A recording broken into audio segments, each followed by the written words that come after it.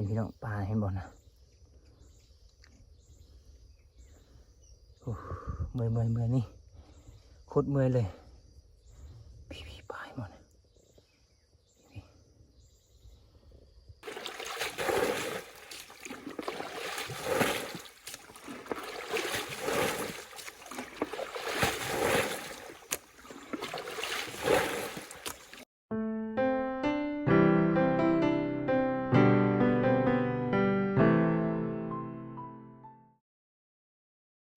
กราบทักทายสบายดีพ่อแม่พี่น้องเมื่อทุกคนเลยเด้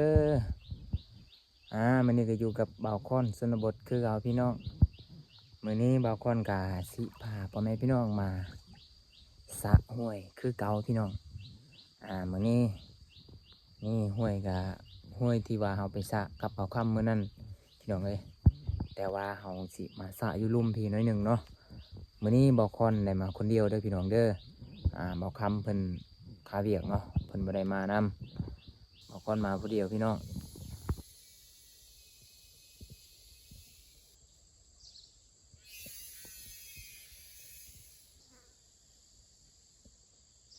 นี่พี่น้องห้วยก็สิประมาณนี้เลยเนาะปลาก็มีแต่ปลาน้อยให้แหละพี่น้องเอ้ยมาสระเพื่อได้มกกินเพื่อได้แกงกินพี่น้องเอ้ยบ่มีอาหารเนาะช่วงนี้เนาะบ่หากับบ่ได้กินนี่พี่น้องเบิ่งนี่ปลานี่เห็นบ่น่าจะบ่เห็นเนาะเพราะว่ากล้องมัน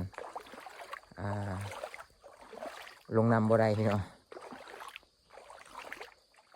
นี่พี่น้องเขาสิมาสระอยู่เทิงนี่จุดนี้แม่นบ่าวคอนได้มาสระ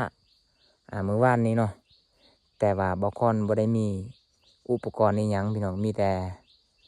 ผ้าดวงเดียวเนาะก็เลยสระบ่ไหวเนาะบ่าวคอนบ่ได้เอาคุมาพี่น้องบ่าวคอนก็เลยได้เป่งทิ่มเนาะบ่าวคอนปะพี่น้อง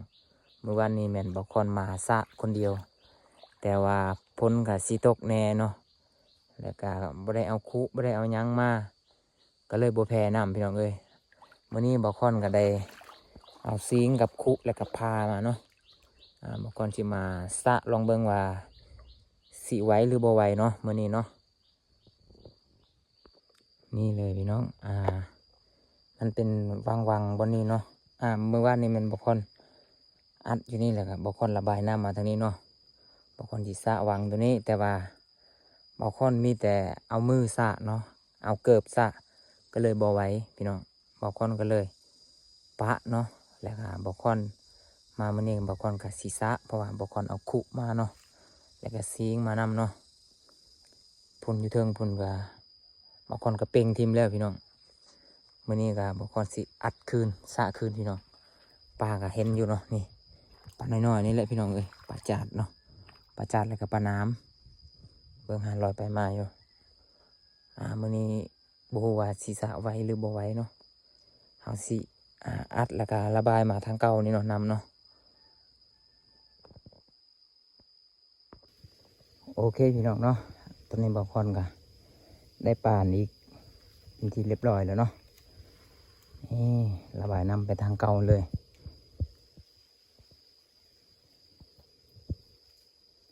บ่ฮู้ว่าสิสระไหวหรือบ่ไหวเนาะ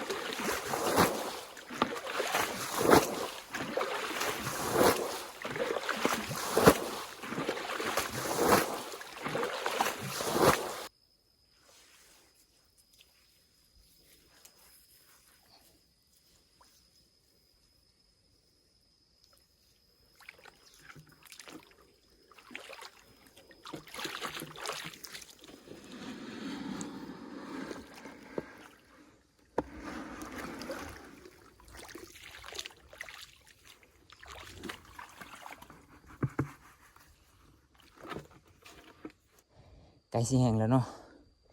แต่ว่าก็ยังหลายเติบพี่น้องเอ้ยโอ้เมื่อยนี่เบิ่งเห็นอยู่บ่ปลานะปลาน้อยเลาะไปมาอยู่เมื่อยพี่น้อง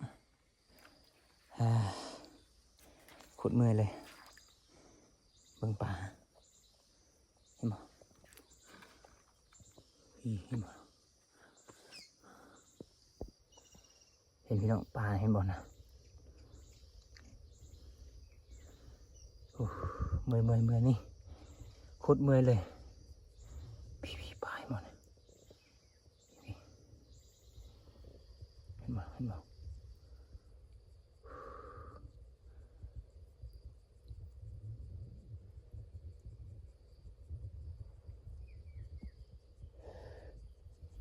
เมื่อยพี่น้อง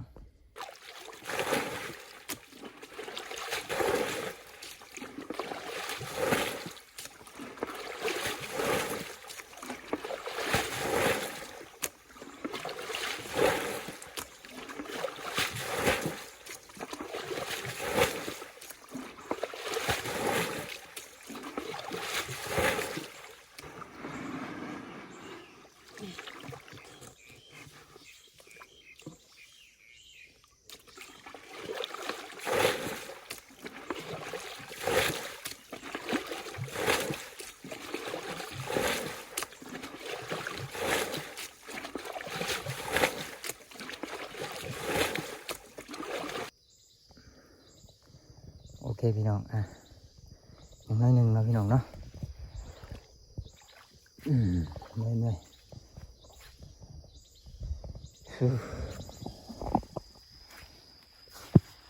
เอาสิมาเอาสวิงเนาะอัดบนนี้เนาะเพราะว่าป้ามันมักลงนี่เลยพี่น้อง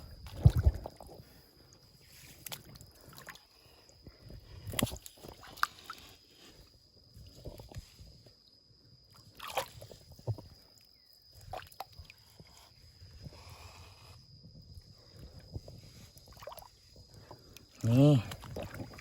อัดแบบนี้เลยนะพี่น้องเนาะนี่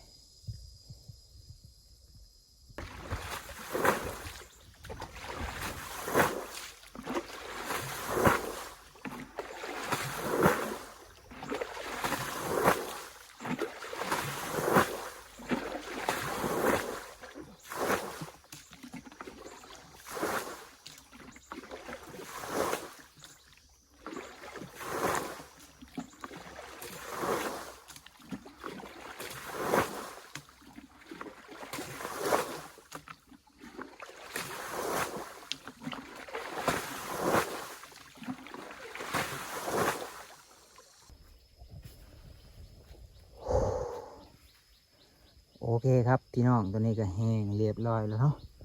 แห้งพอสมนี้แล้วนี่อยากให้แห้งนี่ดิคงมันบ่แห้งของเนาะเพราะว่าน้ำมันไหลน้ำมันซึมมาจากดินทรายตลอดพี่น้องนี่เบิ่งเลยปลานี่เบิ่งนี่บอกคนสิซ่อนขึ้นเทิงคุณเลยพี่น้องนี่เบิ่งมาพูดเห็นบ่บอกคนสิไหลมันขึ้นเทิงเนาะแต่สิเอาบนเดียวพี่น้องนี่เบิ่ง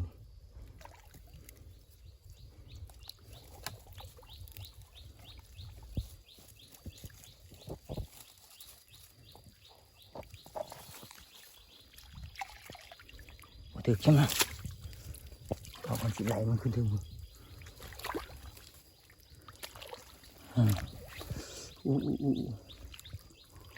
นี่มันขึ้นถึงคนนี้เนาะพูดให้บอก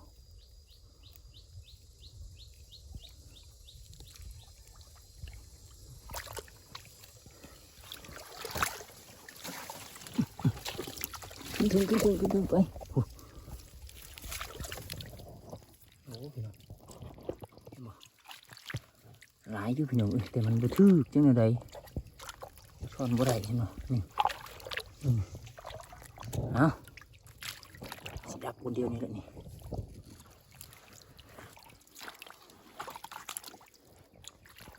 พี่น้องถืออยู่บ่เนาะ โอ้ดองไปหมดแล้วโอ้โห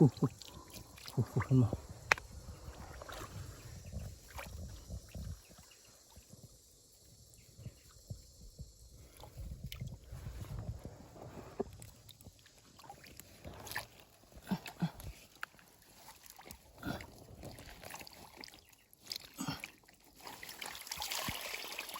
โอ้บุถือฉันพี่น้องเลยนี่ขึ้นเทิงนี้แน่เนาะออกขึ้นแล้วเห็นนี่เลย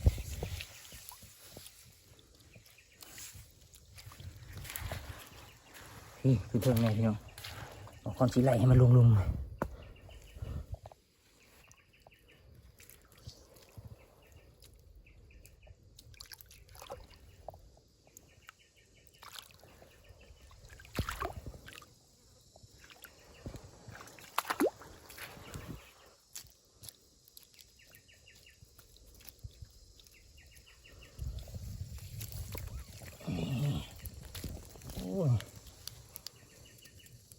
ถืออยู่แต่บลายพี่น้องมันหนักไอ้ลีพี่น้องเอ้ย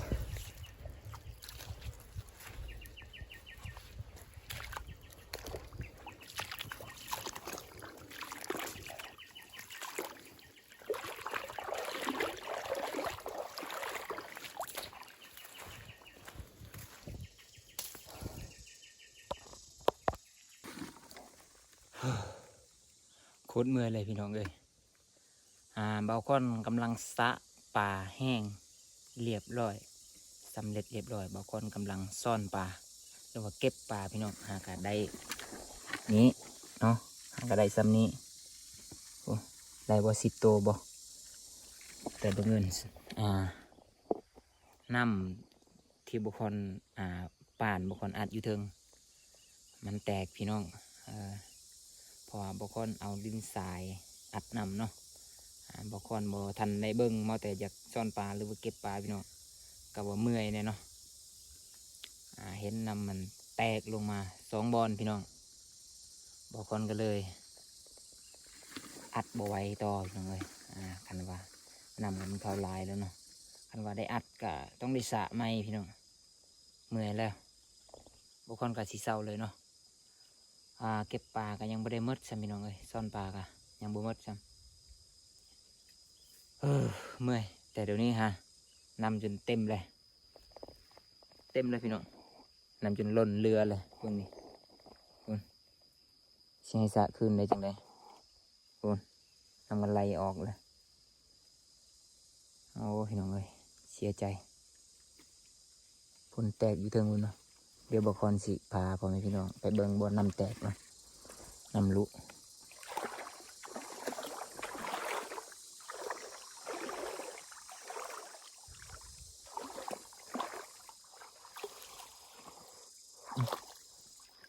เป่งให้มันออกซะ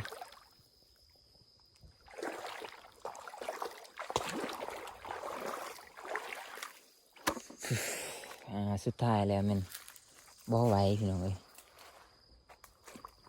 ถ้าว่านำบลุนี่ก็สำเร็จแล้วเนาะกำลังซ่อนปลาอยู่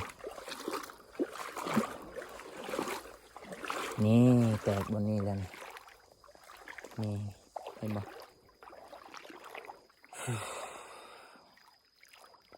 ช่วงมันแตกที่มิดนำไหลเข้าไปแห้งเลยพี่น้อง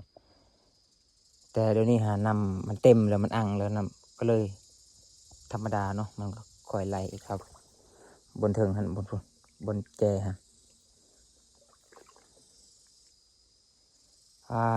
กำลังเก็บปลาอยู่พี่น้อง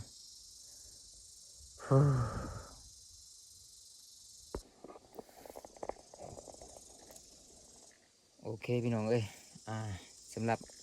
คลิปนี้บางคนก็สิขอจบเพียงเท่านี้ก่อนเนาะก็เสียใจอยู่พี่น้องแต่ว่าบ่เป็นยังเนาะมื้อหน้าสิมาสระไหมเนาะมื้อนี้มาคนเดียวบ่ไหวพี่น้องเห็นน้ำมันลุแล้วก็ว่าสิอัดขึ้นก็บ่ไหวเลยถ้าว่าอัด2 บอนก็น้ำก็เข้าหลายเติบเลยพี่น้องเอ้ยนี่เต็มจนเต็มแล้วน้ำก็บ่ไหวข้างแน่เลยเมื่อยเลยได้ปลากับบ่หลายบ่กุ้มกินซ้ำเสียเวลามากกับบ่ได้กุ้มซ้ำบ่ ได้บ่10ตัวปลากันเนาะโอเคเนาะพี่น้องเนาะสำหรับคลิปนี้บ่คอนก็สิขอจบแล้วเนาะฝากกดไลค์กดแชร์ให้บ่คอนหน่อยเนาะเพราะว่าให้เป็นกำลังใจให้กำลังใจบ่คอนเฮ็ดคลิปต่อไปพี่น้องโอเคบาย